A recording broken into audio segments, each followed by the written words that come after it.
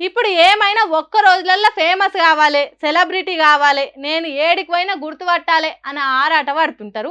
Social media ఫాలోవర్స్‌ని పెంచుకునే ఉపాయాలు ఏస్తుంటారు. కొందరైతే ఫాలోవర్ల కోసం పైసలిచ్చి మరీ పెంచుకుంటారు.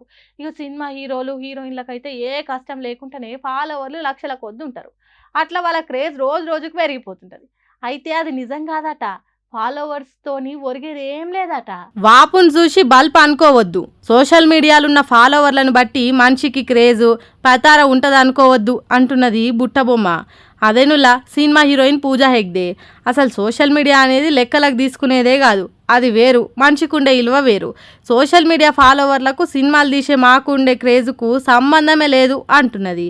ఇన్స్టాగ్రాము, ట్విట్టరు, ఫేస్బుక్ల ఫాలోవర్లు 10 లక్షల 20 లక్షల మంది ఉంటారు. వాళ్ళంతా వచ్చి సినిమా విడుదల కాగానే చూడరు కదా. ఫాలోవర్స్తోనే విలువ అంటే వాళ్ళంతా ఎగబడి సినిమాలు చూడాలి కదా. అట్లనే పెద్ద పెద్ద స్టార్లకు 5,000 10,000 మంది ఫాలోవర్లే ఉంటారు.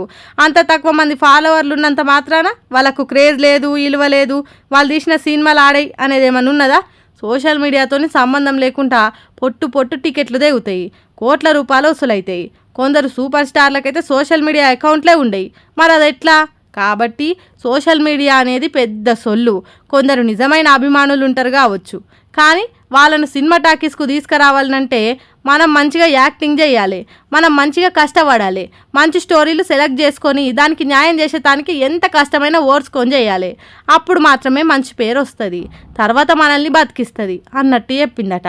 అంటే మనకు క్రేజ్ తెప్పించేది, మన పతారం పెంచేది, మనిషి విలువను ఇంకింత ఎక్కువ చేసేది ఆ మనిషి చేసే మేలైన పని తప్ప సోషల్ మీడియాను ఇంకోటో మరోటో కాదు. కాబట్టి సోషల్ మీడియా ఫాలోవర్లు అనేది చిన్న ముచ్చట అన్నదట. చాలా రోజుల కిందనే పూజా హెగ్డే అన్న ఈ మాటలు ఇప్పుడు సోషల్ మీడియాలో వైరల్ అవుతున్నాయి. పూజా హెగ్డే మాట్లాడిన వీడియోను షేరింగులు చేస్తున్నారట.